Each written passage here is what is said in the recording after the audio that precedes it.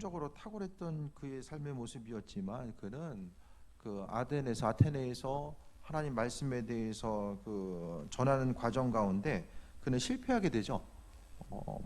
실패 유무를 좀 이야기하기는 좀 그럴 수 있지만 복음을 전하는 것에 대해서 고린도 아테네에 가서는 교회를 개척하는데 실패하게 됩니다.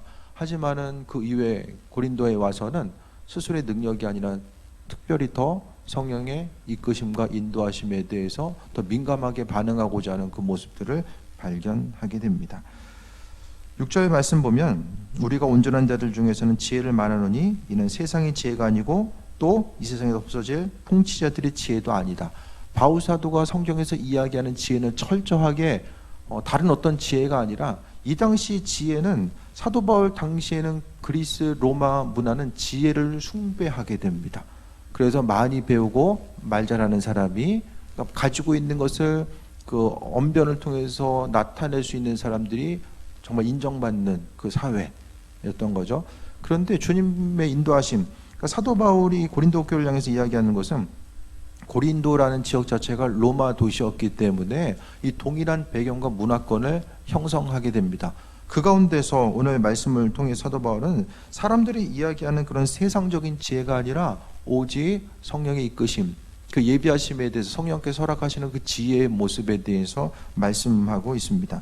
그러니까 우리가 그 성령의 인도하심 하면은 어떤 눈에 보여지는 능력들, 어떤 감각적인 것들, 그것들에 대해서만 포커스를 맞추기 쉬운데 그것이 아니라 성령의 핵심적인 내용, 사도 바울이 이야기하는 성령의 핵심적인 내용은 하나님의 지혜입니다. 하나님 안에 가지고 있는 그 풍성함 자체, 그 모든 것이 다 성령을 통해서 하나님은 우리에게 비춰주신다는 거예요. 하나님은 혼자 어떤 일을 행하고자 했을 때에 숨겨놓고 그분만 알고자 하시는 것이 아니라 하나님의 뜻을 발견하고자 하는 사람들에게 그분의 뜻을 비춰주길 원하시고 공유하길 원하신다라는 거예요. 그 성령을 통해서 성령께서는 그 일들을 행하시는 거죠.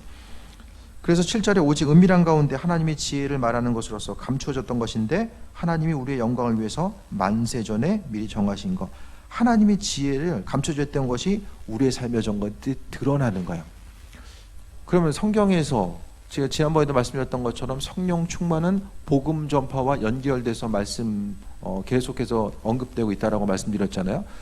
그러니까 결국 성령의 임재하심 가운데 복음을 전한다라는 것은 성령께서 행하시는 것, 하나님의 능력과 인도하심, 그분의 지혜를 가지고 복음 전파의 자리에 있어져야 된다라는 것에 대해서 말씀하고 있습니다.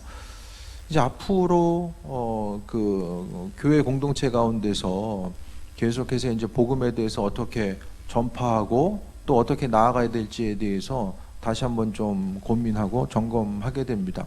그 어느 때보다도 성경에 나와 있는 것처럼 초대교회의 교인들은 어떻게 하죠? 성령 충만함을 통해서 그들이 은혜 받고 자신이 은혜 받은 주님에 대해서 나아가서 전하고자 하는 역할을 행하게 됩니다. 그것이 바로 초대교회 공동체 가운데 전도의 모습이고 전도의 패턴이에요. 그것은 하나님의 능력과 하나님의 지혜가 성령의 인도하심을 통해서 경험되어지고 내가 경험되어지고 또 내가 체험된 그 하나님의 이끄심과 예비하심이 아니면 전하고자 했을 때 힘과 능력이 없습니다. 나 자신이 확신을 가지 못하면 누구에게 전할 수가 없다라는 거예요. 그래서 그 성령의 이끄심 가운데 그 예비하심, 그 하나님의 지혜가 성령을 통해서 감추어졌던 것이 우리에게 비춰주는데 하나님의 지혜와 놀라운 능력은 그분의 뜻에 관심을 기울이고 또 그분께 마음의 중심을 두는 사람들에게 비춰진다라는 것에 대해서 말씀하고 있습니다. 그런데 8절에 보면 세상의 지혜는 이 세대의 통치자들이 한 사람도 알지 못하였나니 만일 알았다라면 영광의 주를 십자가에 못 박지 아니하였으리라. 세상의 지혜가 무지한 것은 영광의 주님 하나님의 아들을 십자가에 못 박았다라는 사실 자체를 또 이야기하고 있습니다. 그러니까 믿는 우리들의 삶은 하나님은 십자가의 사건을 통해서 모든 것을 세상 온 우주 만물 매어있고 또 상처받고 쓰러져 있는 모든 것들 또 죄로 인해서 묶여있는 모든 것들이 그리스도에서 십자가의 능력을 통해서 다시 말하면 죄와 사망의 법으로부터 해방되었다라는 이 하나님의 능력과 인도하심, 십자가 사건 하나만 보더라도 우리에게 그리스도인들에게 있어서 십자가는 하나님의 베풀으신 은혜이고 영광이지만 그 당시 믿지 않은 사람들에게는 십자가는 저주와 수치의 상징입니다. 나무에 달려서 고통당하는 것 자체가 저주의 상징이고 그 당시 로마 문화권 가운데서도 가장 고통받는 형벌이 또한 십자가 형벌이었음을 우리가 생각했을 때에 똑같은 십자가를 이야기한다라고 할지라도 동일한 고난에 대해서 생각할지라도 이 세상에서도 마찬가지죠. 고난받는 것 자체가 또 믿지 않은 사람들 보기에는 정말 어리석은 일이지만 또 믿는 이들 하나님 보시기에는 또한 그것이 너무나도 또 존귀한 일이 될 수 있는 일들도 너무나도 많이 세상에 존재하게 됩니다. 그래서 9절 보면 기록된 바, 이것이 이제 9절 말씀은 이사야서 64장 4절을 이야기하거든요. 주님께서도 구약의 말씀을 인용하셨던 것처럼 사도 바울도 계속해서 구약에 가지고 있는 내용들을 인용하면서 하나님의 뜻과 인도하심을 보게 되고 또 신구약을 연결시켜서 하나의 큰 틀 가운데서, 그러니까 사도 바울은 구약의 틀을 통해서 신약을 보게 됩니다. 그럴 수밖에 없었던 것이 그는 율법에 능통했던 사람, 구약에 대해서 충분한 연구를 통해서 주님의 말씀의 메시지, 그러니까 구약의 말씀과 신약의 주님의 말씀이 이것이 상충되는 것이 아니라 하나로 일치돼 나아가는 이런 모습 자체가 있었다는 것을 사도 바울은 정확히 꿰뚫어 보고 그 말씀을, 구약의 말씀을 시대에 맞게 또 풀어내는 역할들을 감당하게 됩니다. 9절에 하나님이 자기를 사랑하는 자들을 위하여 예비하신 모든 것은 눈으로 보지 못하고 귀로 듣지 못하고 사람의 마음으로도 생각하지 못하였다함과 같으니라. 사람이 스스로의 방법을 가지고 하나님의 예비하심과 인도하심을 바라볼 수 없다라는 거예요. 그러니까 성경 말씀을 보더라도 내가 가지고 있는 스스로의 지혜와 어떤 그 생각 가지고 말씀을 해석하고 풀어갈 수 있는 것이 아니라 오늘 말씀으로도 보거나 또 귀로 듣거나 마음으로도 하나님의 그 인도하심을 하나님이, 그러니까 믿는 한 사람 한 사람을 향해서 계획하심과 예비하심 자체를 우리 머릿속으로 아무리 생각하려고 해도 그것은 이해될 수 없다라는 것에 대해서 말씀하고 있습니다. 하나님은 그럼 어떻게 일하시나? 10절 말씀이 또한 핵심적인 구절입니다. 우리 10절 말씀 같이 읽겠습니다. 시작. 오직 하나님이 성령으로 이것을 우리에게 보이셨으니 성령은 모든 것 곧 하나님의 깊은 것까지도 통달하시느니라. 하나님이 무엇으로 우리에게 보이셨어요? 성령으로. 그럼 하나님이 성령으로 이것을 우리에게 보이셨다라는 것은 9절의 말씀에 비춰보았을 때 이것은 바로 하나님이 자기를 사랑하는 자들을 위해서 예비하신 것들. 9절과 10절을 연결시켜 보면은 하나님의 예비하신 것들을 성령을 통해서 우리에게 보여주셨다라는 거예요. 그러니까 우리가 성령의 인도하심을 따라 살지 않고 그 음성에 귀를 기울이지 않으면은 하나님이 우리의 삶을 통해서 예비하신 것들을 바라볼 수가 없다라는 것에 대해서 보게 됩니다.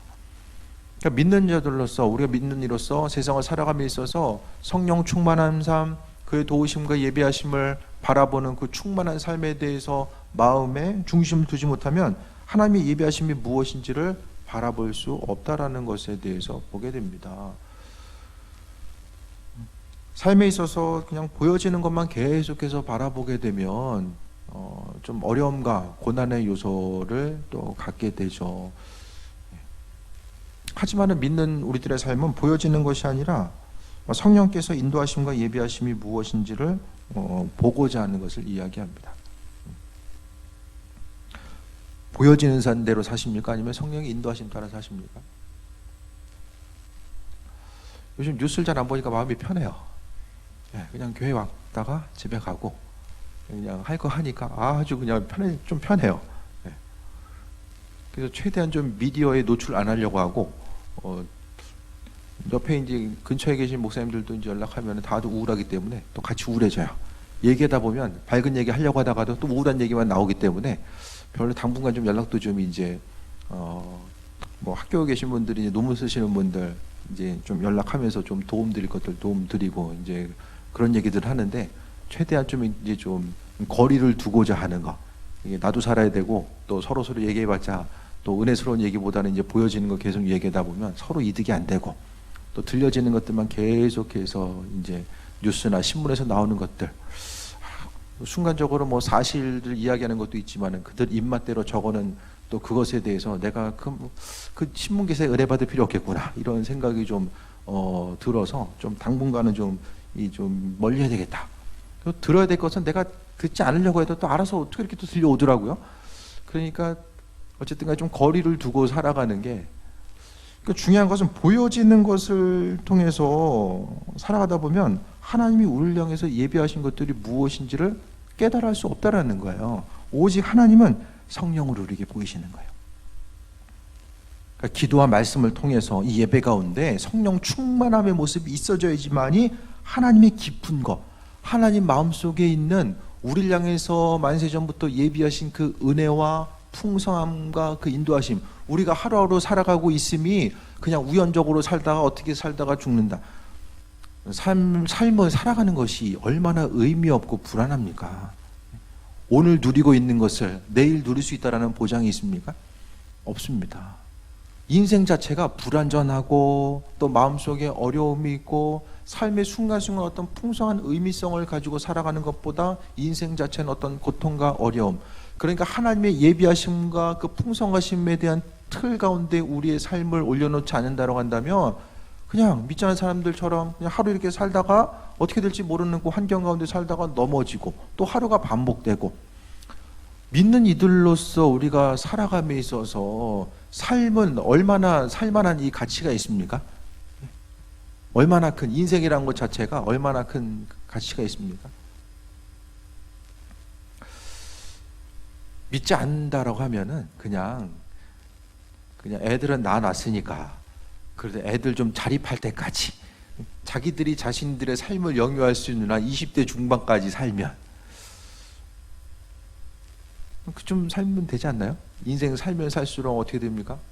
죄만 더 짓게 되고 삶의 순간이 기쁨보다는 그냥 객관적으로 봤을 때 산다는 것 자체가 기쁜 일이 더 많이 있습니까? 어려운 일이 더 많이 있습니까? 다들 신나시죠? 요즘에.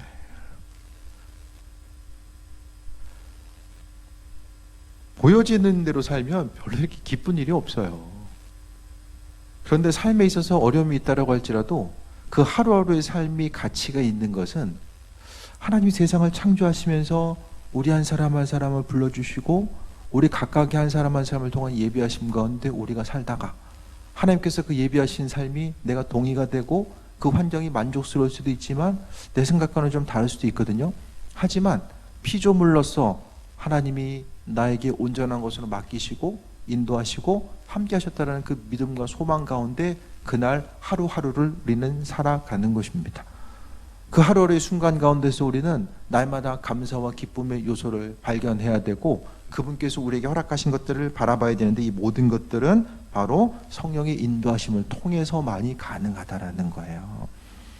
그래서 하나님은 그 부분 안에 있는 깊은 것들을 성령을 통해서 우리에게 비춰주신다라는 거.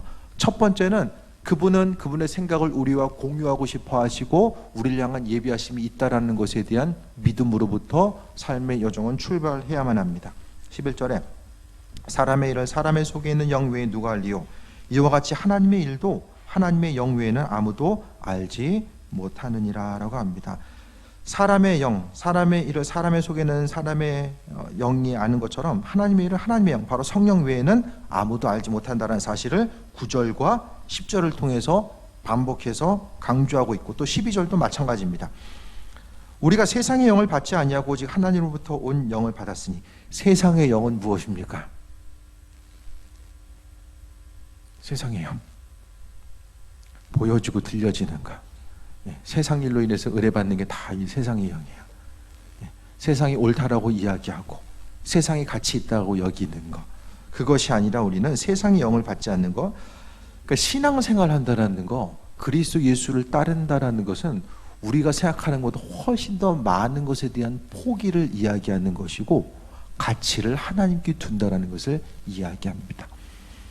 그러니까 믿음 생활한다는 것은 내가 생각하고 있는 소중한 가치를 거기에다가 하나님의 것을 조금 더해서 내 인생을 어떻게 하면 조금 더 풍성하게 있을 수 있을까를 가질 수 있을까 생각하는 것이 아니라 내가 가지고 있고 또 옳다라고 여기는 모든 것들을 뒤로 하고, 그러니까 쉽게 말하면 주님께서 사망 권세를 이기시고 부활하셨던 것처럼 우리 인생은 변화되는 것이 아니라 완전히 그리스도 예수로 대체되는 거예요.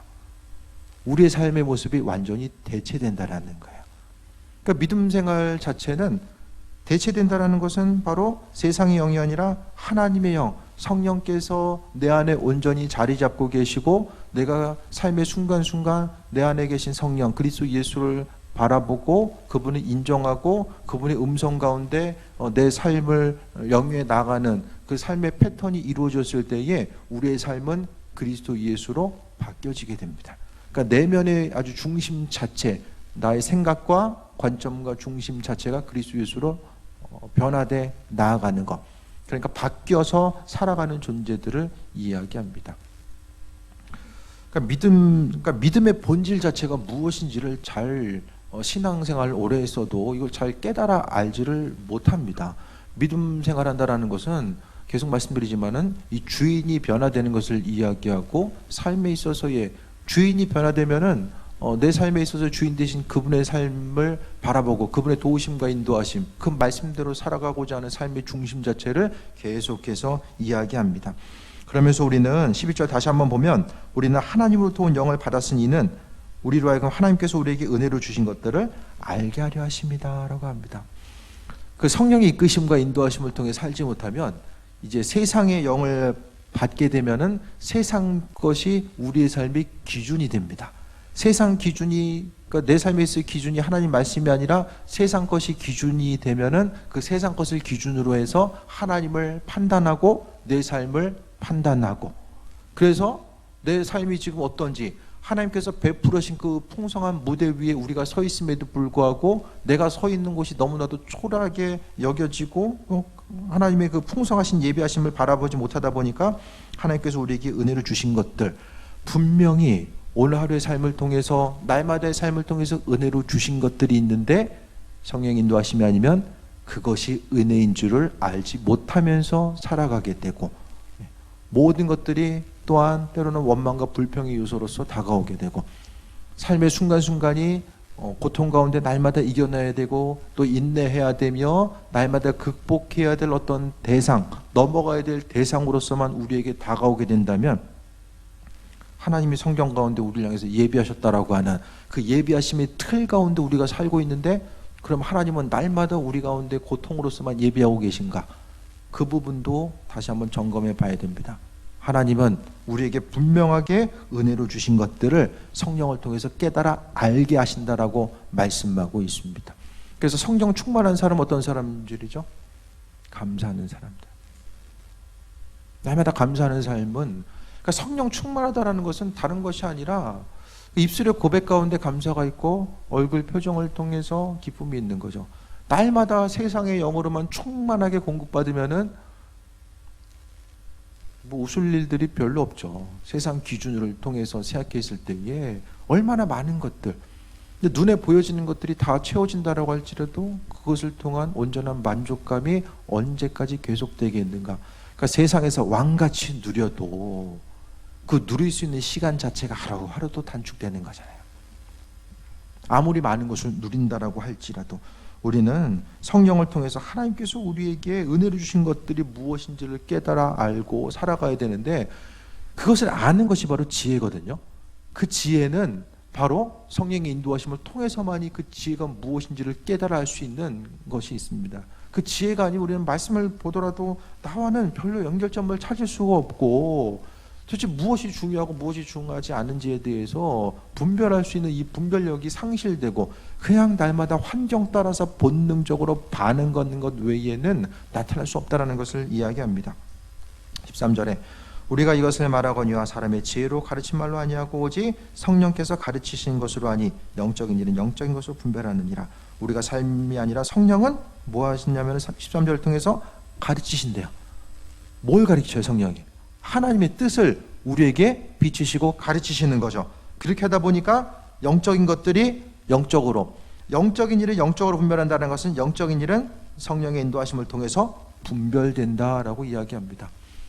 지금은 눈에 보이는 것에 대한 분석은 우리가 하지 않아도 다른 사람들이 다 알아서 해줘요. 어떻게 될 것인지에 대해서 할 수 있는 만큼 해줘요. 그 우리가 해야 될 것은 뭐냐? 말씀을 통해서 보여지는 것들을 성령의 인도하심을 통해서 영적으로 분별하는 그 모습들이 우리의 삶의 정가운데 선행되어야 됩니다. 그래서 영적인 일은 성령의 인도하심을 통해서 분별된다라고 합니다. 이 지금 계속해서 그 통달하신 하나님의 은혜, 그러니까 지금 본문 가운데서 분별하는 것이 되게 강조가 돼요. 분별과 지혜, 깨달아 아는 것. 환경 가운데서 지금 세상의 지혜와 성령의 인도하심을 통한 이 지혜 두 가지가 지금 나타나면서 하나님의 그 풍성하신 뜻을 통해서 우리가 지혜가 있어야 되고 그 지혜를 통해서 세상을 분별해야 된다는 것, 이 분별의 문제를 계속해서 이야기합니다. 고린도 교인들 가운데서는 이 우상 숭배 문제가 되게 심각한 것이었습니다. 문화권 자체가 우상 숭배와 또 삶의 모습이 일치되어 있었기 때문에, 예를 들어서 직장에 출근을 해요. 그러면은 아침마다 이렇게 모여가지고 우상 앞에 절하고 제사 지내고 하루를 시작해요. 이것이 바로 이제 그들의 문화였던 거예요. 그러니까 하나님의 말씀이 아니면 이것을 우상 숭배 가운데, 또 우상에게 바쳐진 드려진 고기를 먹어야 되나 말아야 되나, 이런 삶에 있어서의 구체적으로 만나게 되는 어려움들, 그것이 바로 고린도 교인들에게서 일상의 문제였다는 거예요.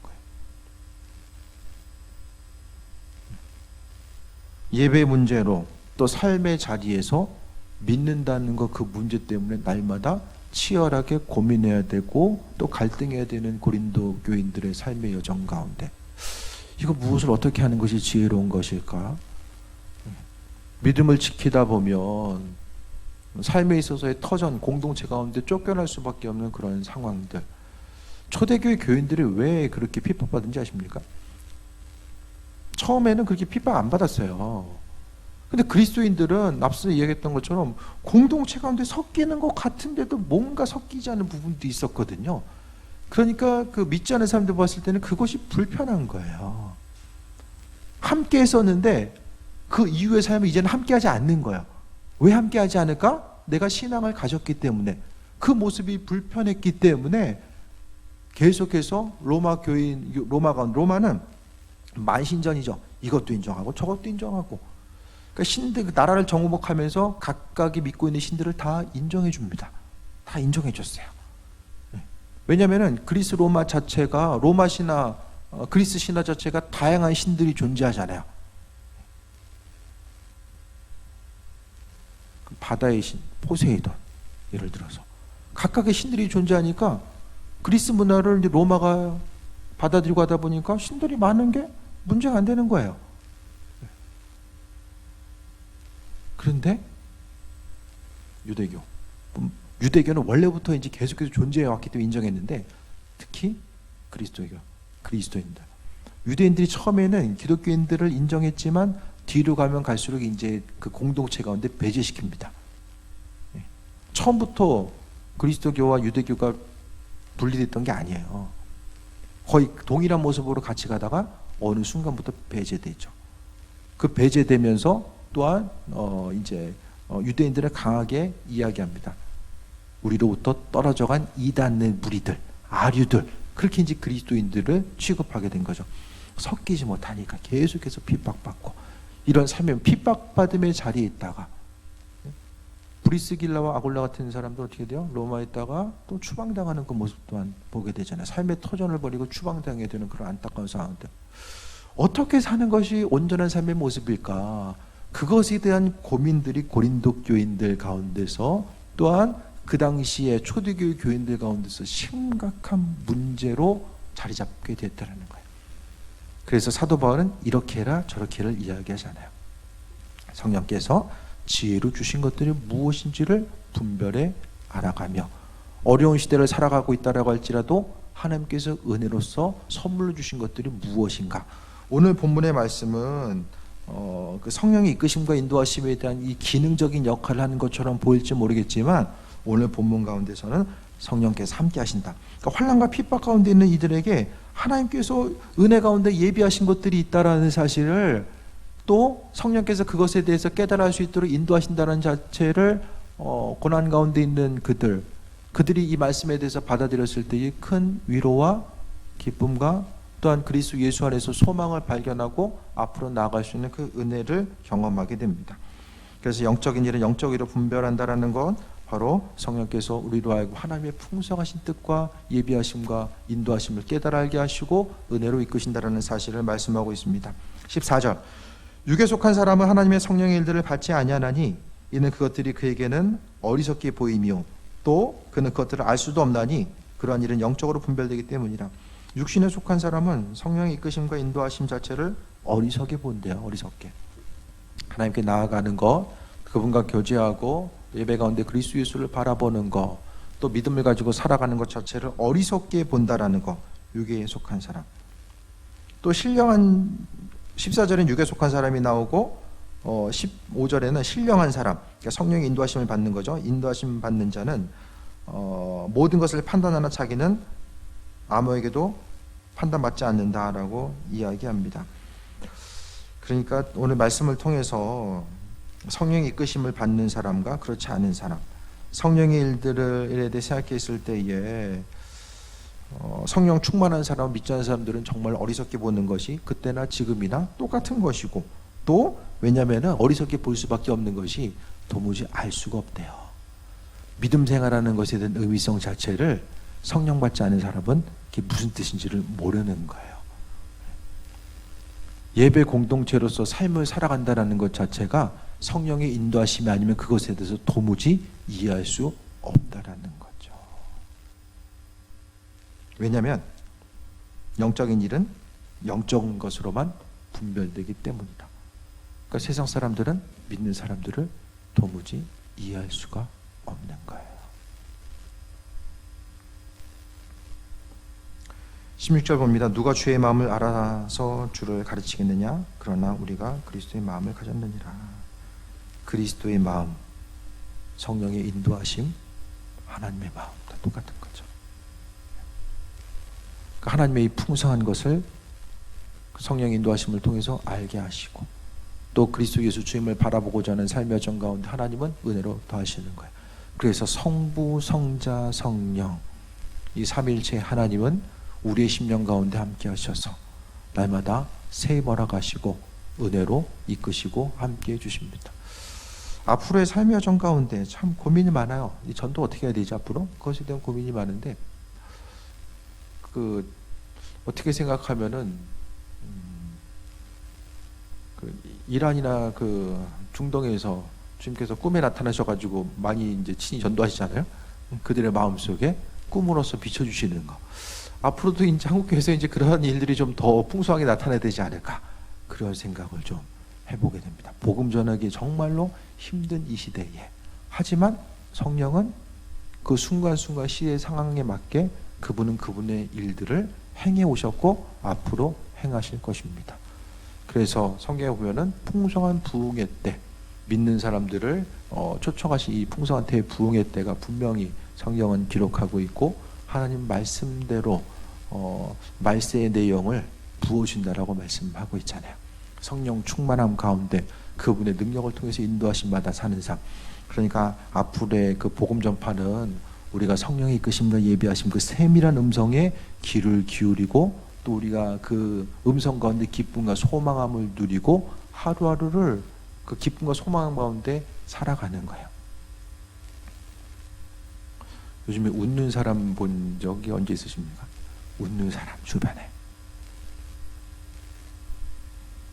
애들은 맨날 기쁜 것 같아요. 애들은 방학도 연기되고 아주 신나 보여요.